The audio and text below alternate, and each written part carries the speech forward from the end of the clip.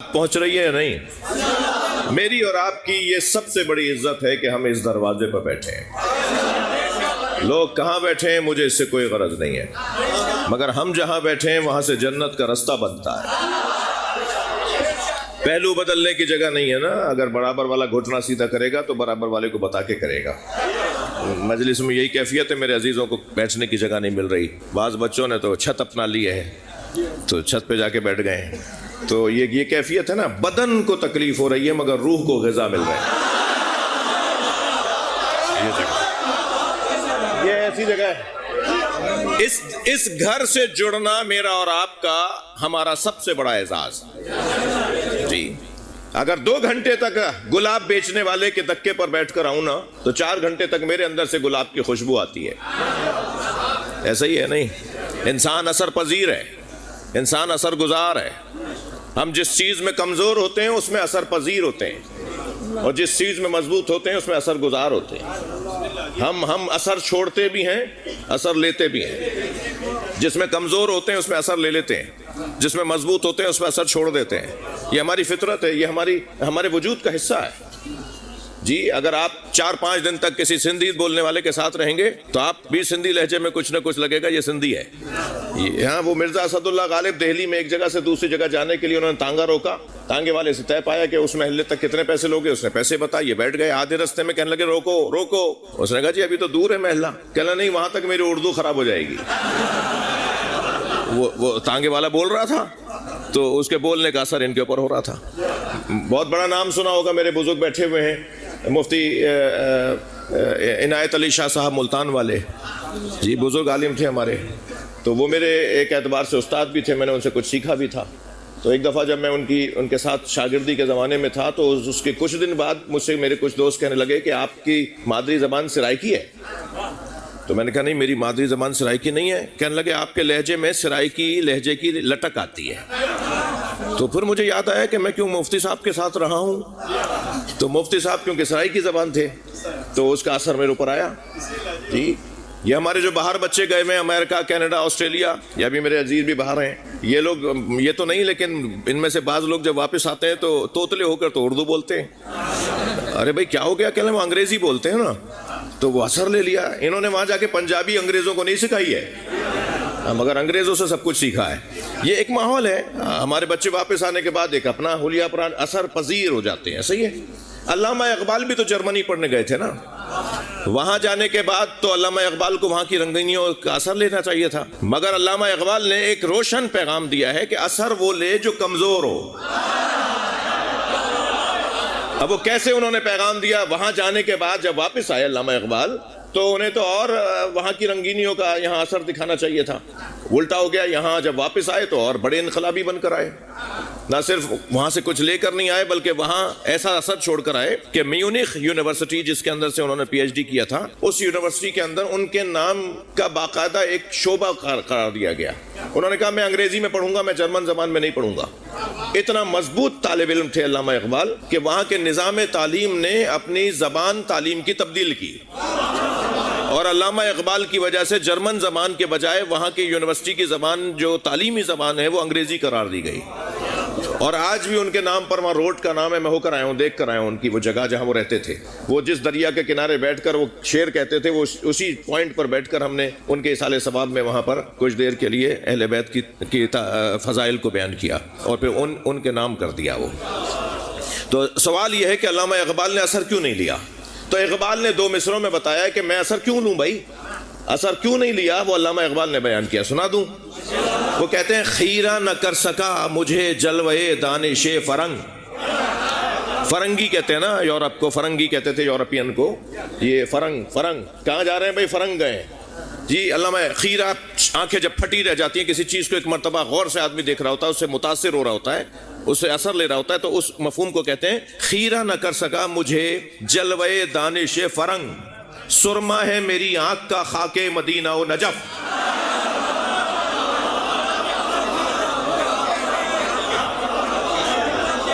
میری آنکھ میں مدینے کی خاک کا سرما لگا ہوا ہے، میری آنکھ میں نجف کی خاک کا سرما لگا ہوا ہے۔ جس کے پاس محمد اور علی ہو وہ کسی مسٹر سے کیا متاثر ہو؟ وہ کسی لیڈی سے کیا متاثر، وہ دنیا کے دانشوروں سے کیوں متاثر ہو جس کے پاس علی و بطول ہو، جن کے پاس محمد مصطفیٰ ہو، جن کے پاس کربلا ہو۔ لہذا سب سے بڑا میرا اور آپ کا اعزاز یہ ہے کہ ہم اس گھرانے سے جڑے ہوئے ہیں جس گھرانے سے اچھا گھرانہ نہیں ہے۔ اللہ کا کام بھی تو اللہ جانتا ہے نا، اس نے کربلا کے سارے کردار شعبان میں بھیج دیے۔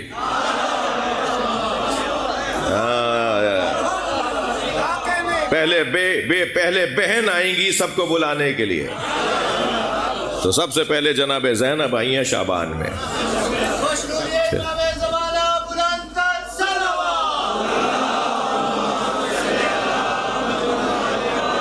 پھر آئیں گے امام حسین، اور پھر وہ عباس غازی آئیں گے جو اتنے مطیع و فرما بردار ہیں اپنے مولا کے کہ دنیا میں آنے میں بھی پہل نہیں کی۔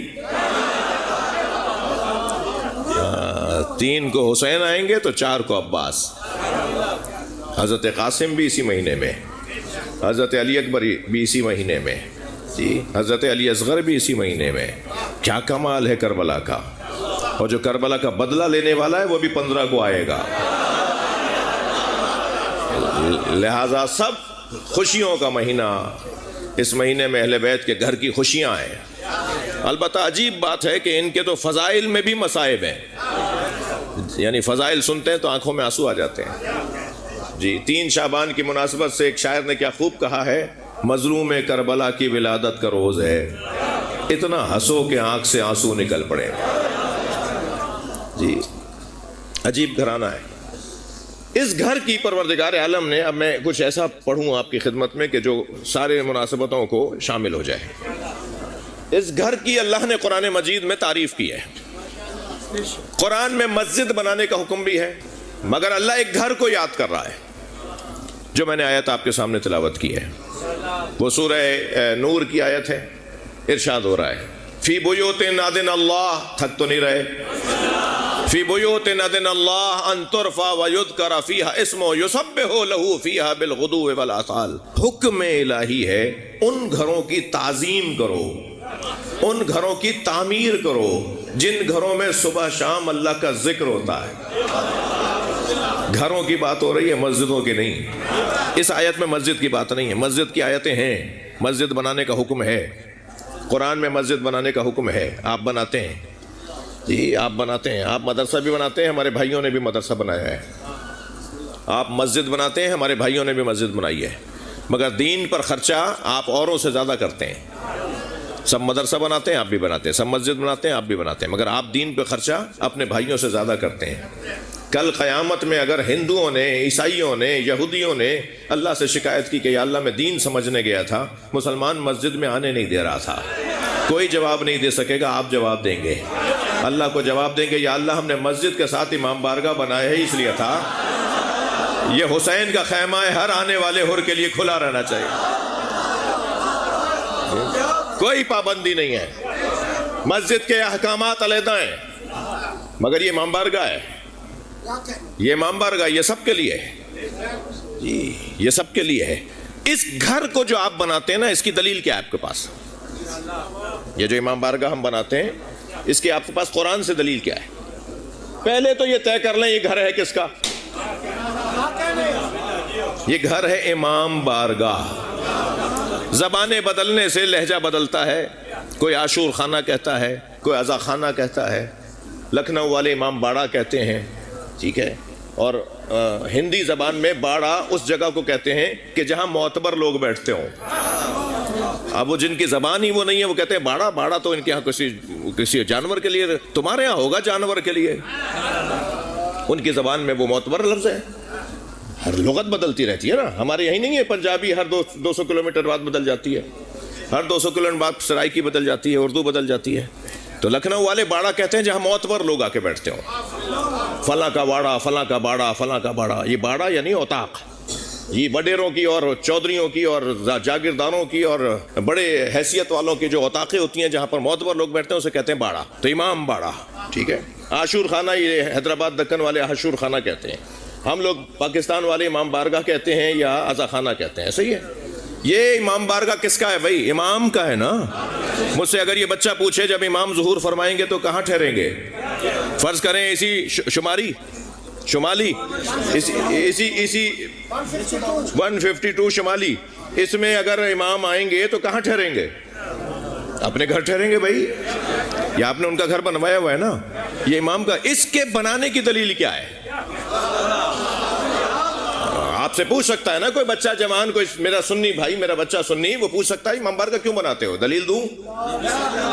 پہلے تو میں نے عقلی دلیل دی ہے کہ امام بارگاہ ہم نے اس لیے بنایا ہے، یہ امام حسین کا خیمہ ہے، اور حسین کا خیمہ ہر زمانے میں ہر حر کے لیے کھلا ہوا ہے، اور مسلسل حر آ رہے ہیں، اور حسین کے خیمے میں جگہ تنگ پڑ رہی ہے. امام کے خیمے میں جگہ تنگ نہیں پڑ رہی، حسینیوں میں اضافہ ہو رہا ہے. میرے بزرگ بیٹھے ہیں، یہ چھوٹے چھوٹے امام بارگاہ جو اس وقت میں بنائے تھے تو بڑے بڑے تھے. یہ امام بارگاہ چھوٹے نہیں ہوئے، روزانہ حسینیوں میں اضافہ ہو رہا ہے. اور میں آپ کو بشارت دے دوں، بہت جلد مذہبوں کے نام تبدیل ہونے والے ہیں. اب یہ مذہب جو ہمارے یہاں نام پکارے جاتے ہیں فلاں فلاں ہے، فلاں فلاں ہے، اب یہ نہیں پکارا جائے گا. آہستہ آہستہ دو ہی مذہب رہ جائیں گے، یا حسینیت رہ جائے گی یا یزیدیت. سب ختم.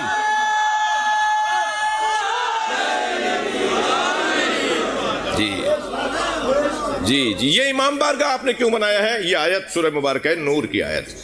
ارشاد ہو رہا ہے فی بیوتن، حکم الہی یہ ہے ان گھروں کی تعظیم کرو، ان گھروں کی تعمیر کرو جن گھروں میں صبح شام اللہ کا ذکر ہوتا ہے. آیت نازل ہوئی، تھکے تو نہیں ہے؟ آیت نازل ہوئی، سرکار دو جہاں کے گرد اصحاب کا حلقہ لگا ہوا تھا. صحابہ کرام نے آواز دے کر کہا یا رسول اللہ وہ گھر کون سے ہیں جن گھروں میں صبح شام اللہ کا ذکر ہوتا ہے؟ اگر میرا ساتھ دیں تو میں ایک جملہ اور کہہ دوں، گھر تو ایسا تلاش کرو نا جو مسجد کا حکم رکھتا ہو. کوئی گھر ایسا تلاش کریں جو مسجد کا حکم رکھتا ہو. اگر میرے بچوں کو نہیں پتا تو بتا دوں، سد الابواب الا باب علی، مسجد میں کھلنے والے سارے دروازے بند کرو، علی کا دروازہ کھلا رکھو. اصحاب نے کہا یا رسول اللہ آپ نے علی کا دروازہ کھلوایا ہے. فرمایا نہ میں نے بند کروایا ہے نہ میں نے کھلوایا ہے، اللہ نے بند کروائے ہیں، اللہ ہی نے کھلوایا ہے. واحد گھرانہ ہے اہل بیت کا جن کا گھر اور مسجد دو باتیں نہیں ہیں، اور جن کا گھر اور مسجد دو باتیں نہ ہو انہی کی زندگی عصمت کی زندگی ہے. جہاں نجاست کا گزر نہ ہو پھر اس کا گھر علیحدہ کیوں ہوگا؟ مسجد ہی گھر ہوگا. صاحبان عصمت، یا رسول اللہ وہ گھر کون سے ہیں جن گھروں کو بنانے کا اللہ نے حکم دیا ہے؟ سرکار نے بے ساختہ فرمایا بیوت الانبیاء، وہ انبیاء کے گھر ہیں جنہیں بنانے کا، جن کی تعظیم کا اللہ نے حکم دیا ہے. آیت آئی، سرکار سے تفسیر پوچھی، حضرت نے تفسیر بتا دی، بات پوری ہو گئی.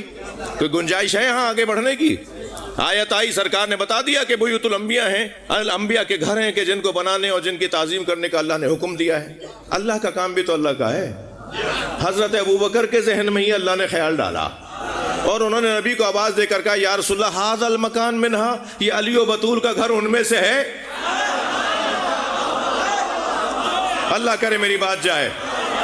جی جیسے ہی حضرت ابوبکر نے سوال کیا ھذا المکان، یہ علی و بطول کا گھر ان میں سے ہے، انبیاء کے گھروں میں سے ہے، سرکار نے بے ساختہ فرمایا نعم من افاضلھا، یہ ان سب سے افضل ہے.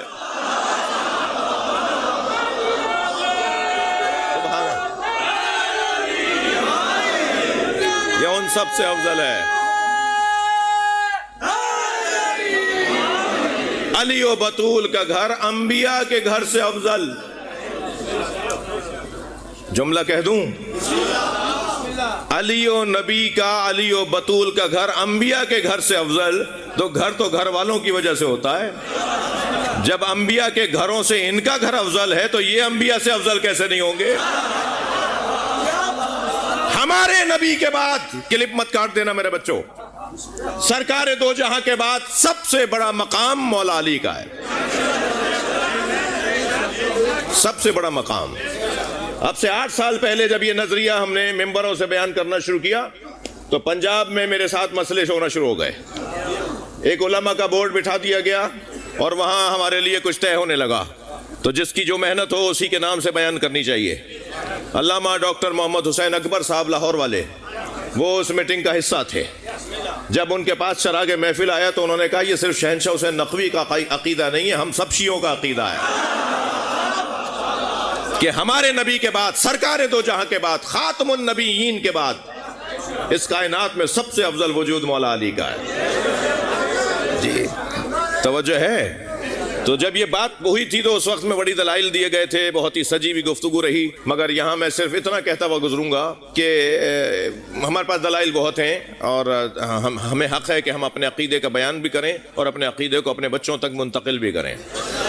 کسی کی دل آزاری کے بغیر ہم اپنے عقیدے کا بیان کرنے کا حق رکھتے ہیں۔ جی تو بہت دلائل ہیں، ان میں سے ایک دلیل صرف اشارتاً کہہ رہا ہوں۔ سنی شیعہ نے حدیث لکھی ہے کہ سرکار نے فرمایا من ارادہ ان ينظر الى آدم فی علمہ، جو چاہتا ہے آدم کو دیکھے کہ علم کیسا تھا، جو چاہتا ہے نوح کو دیکھے کہ حلم کیسا تھا، جو چاہتا ہے ابراہیم کو دیکھے کہ خلت کیسی تھی، جو چاہتا ہے یوسف کو دیکھے کہ جمال کیسا تھا، جو چاہتا ہے کہ عیسیٰ کو دیکھے کہ عبادت کیسی تھی، فَلْيَنظُرْ إِلَىٰ عَلِيِّ بْنِ أَبِي طَالِبٍ، وہ اکیلے علی کو دیکھ لے۔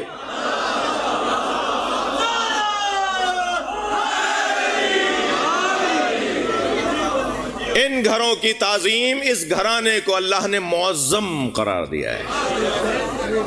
اور میرے بچوں، میرے عزیزوں، میرے سنی عزیز بھائیوں، ہم سب کو آج نہیں کل علی ولی اللہ پڑھنا ہے، پڑھنا ہے۔ بعض زندگی میں پڑھیں گے، بعض مر کے پڑھیں گے۔ مر کے کیسے پڑھیں گے بھائی؟ جب قیامت میں علی کے ہاتھ میں علم نظر آئے گا، جب جنت کے دروازے پہ علی علی کی کنڈی بج رہی ہوگی، جی جب جنت میں جانے کے لیے پوچھا جائے گا علی کی تحریر لائے ہو، ہم سب کو مجبوراً مولا علی کو ماننا ہے۔ اور اللہ یہ مجبوراً ڈنڈے کی زور پہ نہیں منوا رہا۔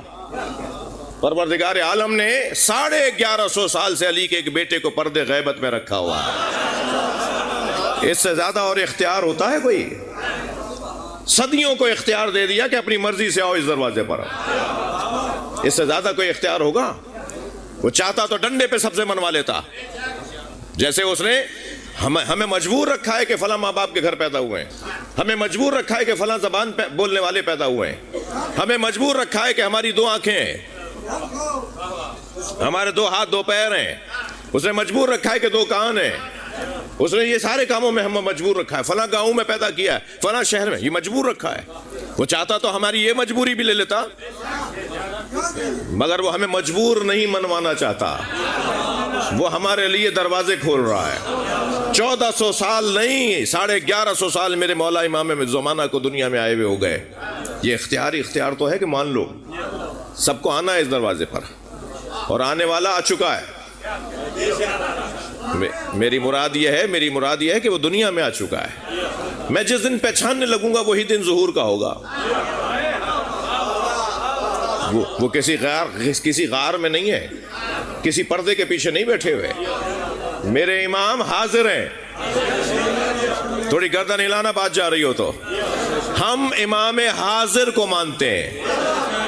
امام حاضر اور ہوتا ہے، امام ظاہر اور ہوتا ہے۔ ہمارا امام حاضر ہے، ظاہر نہیں ہے۔ بس جب ظاہر ہو جائیں گے وہی ظہور ہو جائے گا۔ تو کیسے، کیا مطلب ہے اس بات کا؟ اتنا بڑا مجمع یہاں حاضر ہے یا نہیں؟ وہی بول دو نا خدا کے واسطے، اتنا بڑا مجمع یہاں حاضر ہے، سب مجھ پہ ظاہر نہیں ہے، حتیٰ آپ پر بھی ایک دوسرے پہ ظاہر نہیں ہے۔ حاضر سب ہیں، ظاہر سب نہیں ہے۔ سب یہاں پر حاضر ہیں، توجہ، مگر سب ظاہر نہیں ہے۔ سرکار 40 سال تک مکے میں حاضر رہے، ظاہر نہیں تھے کہ کون ہے۔ میرے مولا امام مہدی حاضر ہیں، جب ہم پہچاننے لگیں گے ظہور ہو جائے گا۔ ایک بلند صلوات نبی کی ذات پر۔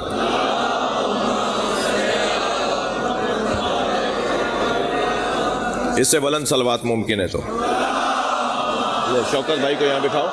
شوکت بھائی یہاں سے ہی ہے، میرے بھائی، میرے بڑے بھائی جناب شوکت رضا شوکت، یہ الہی آمین، الہی آمین، الہی آمین۔ میرے بھائی کی دعاؤں کی قبولیت کے لیے، میری دعاؤں کی قبولیت کے لیے ایک بلند تر صلوات۔ اللہم صلی علی آپ کی توجہات میرے ساتھ ہیں اور یقیناً میری بات کسی حد تک کسی ایک منزل پر آئی. یہ طے ہے کہ ہم جس دروازے پہ بیٹھے ہیں اس سے اچھا دروازہ نہیں ہے. مجھے میرے عزیزوں، میں واقعاً ذاکرین تو میں ذاکروں کی اولاد ہوں، بھائی سیدھی بات ہے، ذاکروں کی اولاد ہوں. میرے دادا پردادا سب ذاکر چلے آئے جی. ماتمیوں کی آخری وقت تک بھی جس سال رحلت ہو رہی ہے ابا کی، اس سال بھی حلقے میں لگ کے ماتم کیا ہے. تو میں ابھی کہہ چکا ہوں آپ سے کہ اگر ہمارے معاشرے کے حیثیت والے شیعہ بزدلی چھوڑ دیں تو آپ دیکھیے گا قوم کہاں سے کہاں جائے گی. اور بزدلوں سے تو ویسے بھی علی والوں کا کوئی تعلق نہیں ہے، اور علی والا بزدل ہوتا بھی نہیں ہے.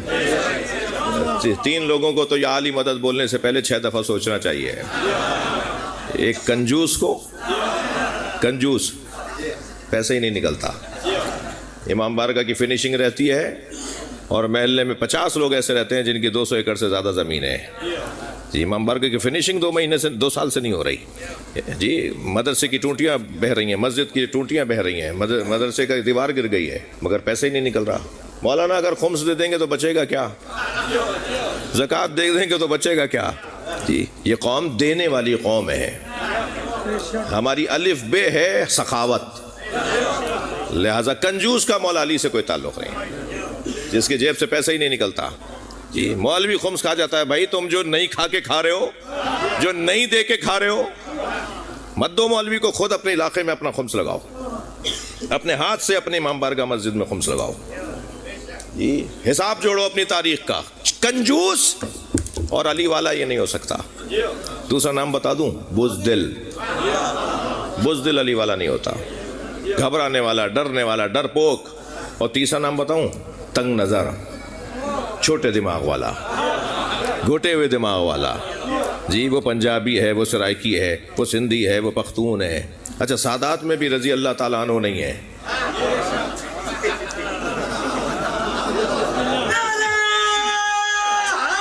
کوئی وہ کاظمیوں کا امام بارگاہ ہے، وہ بخاریوں کا امام بارگاہ ہے، وہ نقویوں کا ہے، وہ بھائی وہ جو ہے وہ شیرازیوں کا ہے. دیواروں پہ دیواریں اٹھائے چلے جا رہے ہیں، تفریقوں پہ تفریقیں اٹھائے چلے جا رہے ہیں. ہم سب کا ایک جو رشتہ ہے نا، وہ ولایت کا رشتہ ہے، وہ ولایت مولا علی کا رشتہ ہے. اگر آپ کا قریبی ترین بھی بغض علی رکھتا ہو تو وہ ہمارا نہیں ہے، اور وہ جسے میں نہیں جانتا اور اس کے دل و دماغ کا حاکم علی ہے تو وہ میرا بھائی ہے. یہ ہے ہمارا رشتہ. اور تنگ نظر شیعہ نہیں ہوتا بھائی. وسعت قلبی، سیاہ صدر، برداشت، تحمل مزاجی، معاف کرنے کی عادت ڈالنے والا، درگزر کرنے والا، بڑے بڑے جھگڑوں کو اس بات پر ختم کر دینے والا کہ اس کے دل کا حاکم علی ہے، اس کے ذہن میں جناب زہرا کا احترام ہے. میں اس وجہ سے اسے معاف کر رہا ہوں کہ یہ ماتمی ہے. تنگ نظر شیعہ نہیں ہوتا. معاف کرنے کی عادت ڈالو میرے بچوں.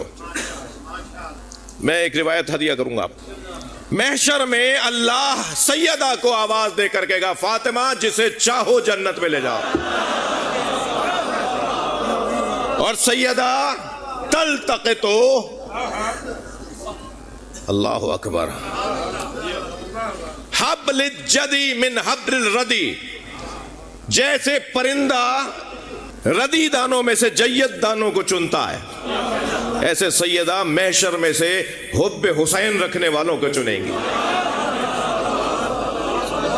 محبت حسین رکھنے والوں کو چنیں گی. اور جب انہیں چن لیا جائے گا، اب محبت حسین کی بات ہے، میں تھوڑا سا جگر پہ پتھر رکھ کے بول رہا ہوں، شیعوں کی بات نہیں ہے. بہت مشکل ہے شیعہ ہونا. محب ہو جاؤ، یہی ہنر ہے. بی بی محبان حسین کو چنیں گی، اور پھر محبان حسین جب منتخب ہو جائیں گے اور جنت میں جانے لگیں گے تو پھر اللہ کی آواز آئے گی، تمہیں سیدہ نے چنا ہے تو اب میں تمہیں اختیار دے رہا ہوں، جسے تم چاہو چن کے لے جاؤ.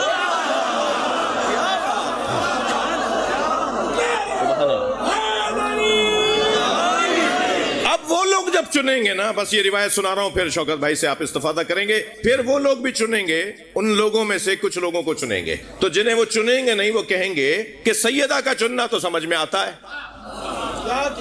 مالکہ ہیں وہی، خاتون کائنات ہیں، خاتون اول کائنات ہیں، کائنات میں سب سے بڑا وجود جناب زہرا کا ہے جی۔ یہ سب اگر ایک جگہ ہو جائیں تو سب فاطمہ ہو جاتے ہیں، ہم فاطمہ، پورا جملہ ہے یہ، پورا جملہ ہے یہ، جملہ تامہ ہے، جملہ اسمیہ ہے، یسع السکوت ہے۔ حدیث قصہ میں اللہ جواب دے رہا ہے ہم فاطمہ، یہ سب فاطمہ ہیں، ایک ہی وجود تو ہے جی۔ وہ جلوے بکھیرنے لگتی ہے تو کبھی حسین بن جاتا ہے، کبھی حسن بن جاتا ہے۔ تو اب محشر میں سیدہ کا چننا تو سمجھ میں آ رہا ہے، آواز آئے گی انہوں نے کس بنیاد پہ چنا ہے؟ تو ان سے پوچھا جائے گا بتاؤ تم نے انہیں کیوں چنا ہے، کیا معیار تھا جس پہ تم نے چنا ہے؟ تو وہ 3 جواب دیں گے، وہ کہیں گے کہ اشربکم لحب فاطمہ، اشربکم شربتا من الماء لحب فاطمہ۔ یہ وہ لوگ تھے کہ جنہوں نے محبت فاطمہ میں پانی پلایا۔ ہاں، سبیلے لگانے والے اپنا مقام سمجھیں، یہ پانی پلانے والے اپنا مقام سمجھیں، اور پانی کی سبیلیں روکنے والے بھی اپنی عاقبت سوچیں۔ ہاں جی، شربتا من الماء، جس نے ایک دفعہ بھی تمہیں پانی پلایا لحب فاطمہ، وہ اس مقام کا حامل ہو جائے گا کہ وہ شفاعت کرے گا۔ دوسرا، اطعمکم، جس نے تمہیں کھانا کھلایا لحب فاطمہ۔ یہ دسترخوان لگانے والے لوگ، یہ صرف اس بنیاد پر کھانا کھلانے والے لوگ کہ جس کو کھانا کھلانا ہو اس کے دل و دماغ کی مالکہ جناب زہرا ہے، وہ پھر خود شفاعت کے مقام پر پہنچے گا۔ اور تیسرا جس حدیث کو میں آپ کے لیے خاص طور پہ چاہوں گا کہ اس پہ توجہ کریں جی، رد عنکم غیبتا لحب فاطمہ۔ یہ وہ، ان میں سے کچھ لوگ وہ ہیں، کچھ لوگ وہ ہیں، اور کچھ لوگ وہ ہیں جو یہ کہہ کر خاموش کرواتے تھے لوگوں کو اس کی غیبت نہیں کرو، اس کے دل میں جناب زہرا کا احترام ہے۔ اگر شیعہ کی غیبت ہی چھوڑ دے، ناراض ہو گئے، اب میں کیا کروں، آج نہیں ہوئے تو ایک صلوات پڑھیں بلند آواز۔